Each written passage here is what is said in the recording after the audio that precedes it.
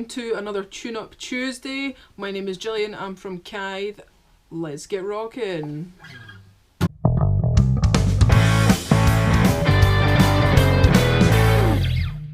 Okay, so Guy took us through last week some different parts of the guitar. We're going to go kind of more in depth than that this week. I'm going to teach you potentially 4 new chords that you've never seen before. So get excited, be excited, remain excited.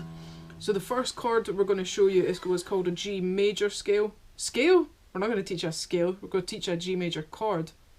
Sake.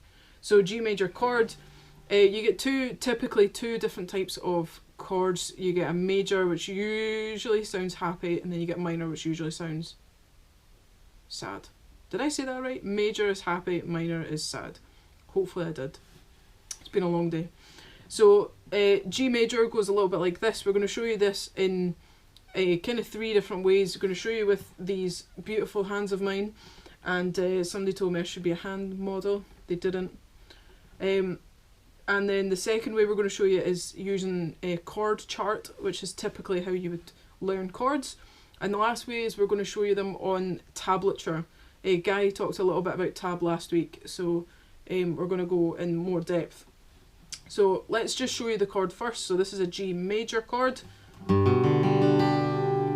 like so. So to do that, you put your second finger, that's your middle finger, you put your second finger on the 3rd fret of the string nearest to you, which is called the 6th string. That is a low E, sorry. And then we're going to put this first finger, our pointing finger, we're going to put that on the 2nd fret of the A string. And lastly, we're going to take both these fingers, your 3rd and your 4th finger, also known as your 3rd finger and your pinky finger, and we're going to put those on the 3rd fret of the B and the E. So that's the last 2 strings furthest away from you. So when we strum it all together, it should sound something like this. So it's really clear. I've been playing this chord for probably about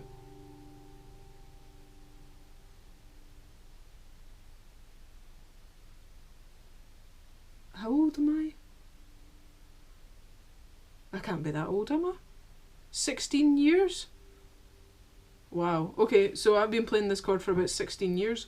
So it's kind of one that I use all the time, typically a G key of G, so you're going to use it a lot. So don't think, oh, I know that chord, doesn't matter, I still play it. So we've got the G. The first thing to kind of note as well before we move on to the next chord is you want to make sure that you can hear all the strings. So that's 1, 2, 3, 4, 5, 6. 6 strings. So if you might hear something like this, which just sounds horrible. All that means is basically you're not pressing hard enough on the strings. What it should do is it should leave a little indentation. Don't know if you can see that. Should leave an indentation on your fingers to prove that you are basically pressing hard enough. So that was G major. Next one we're going to do is called a C add 9. That is just a fancy way of saying C major. In this shape of G major, it's a lot easier, pardon me, it's a lot easier going to a G, from a G major to a C add 9 instead of a C major. So I'm just going to show you this version. So this is a C add 9, so all we do is take these first 2 fingers that we used, so our 1st and 2nd finger, and we move them down a string.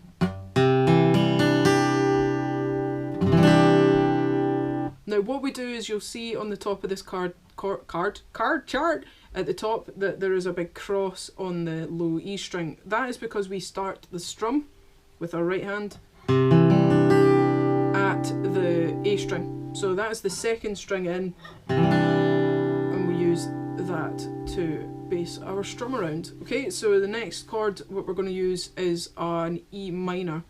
Now this is only 2 fingers, but the hardest part about this is getting the rest of the open strings to actually ring. So this one, you put your left leg in, no, you put your 2nd finger, your middle finger, on the 2nd fret of A, and your 3rd finger, your ring finger, directly below it on the same fret on D. So that kind of, I used to call this the rocking chord. because it looks a bit like you're throwing a sign language for I love you. So that is what E minor sounds like. Major, minor, so you can see it sounds a bit sadder than it would if it was a major. So E minor, got that. Now the last one we're going to do is a D major. To do that, there's kind of different ways that you can do that, but the one I'm going to show you two versions. The first version is typically what you would use if you're kind of being a bit lazy, which who doesn't want to be lazy every now and again. So we went from G to C. Next what we're going to do is literally just move this first finger here. We're going to just put that on the second fret of the G string. Stop laughing. So what we're going to do again is we're going to start our strum from the D string. So that's this third string down from the top. It's technically your fourth string, but hey. So we're going to start that. Wholesome. Now that's version number one. That's if you're being a bit lazy and you can't be bothered moving all your fingers. So the second version is exactly the same, except we're going to put this middle finger, I better not point it at you, and we're going to put that on the second fret and we're going to drop that pinky. So the pinky is no longer required.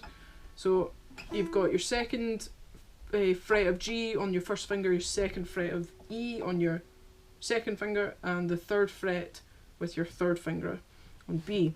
So it sounds a bit like this. Beautiful. So what we're going to do is just practice again. Make sure all those strings are ringing beautifully. And now what we're going to do just to practice that is we're going to do a strum for 4. So 4 strums per chord. We're just going to go G, C, E minor and D. And you can do this as slow or as fast as you like, but the thing to make sure is that you are you're hearing all the strings that you're playing. So 1, 2, 3, 4, 5, 6. Wow. So make sure you've got 6 strings ringing out there. Okay, so what we're going to do is we're going to practice those chords. We're going to go 4 strums per chord.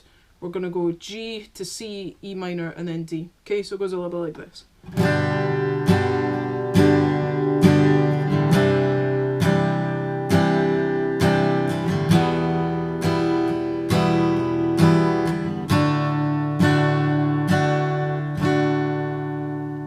Okay, and again, G to C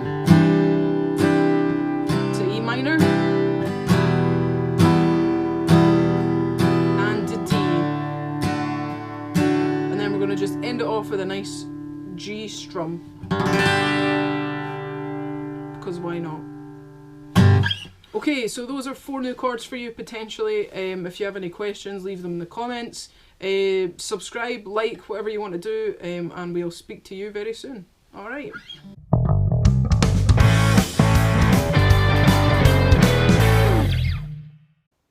Here's a top tip. Make sure your nails are nice and pruned, nice and trim, because what you don't want is your nails pushing down onto the fretboard so you can't actually push the strings down.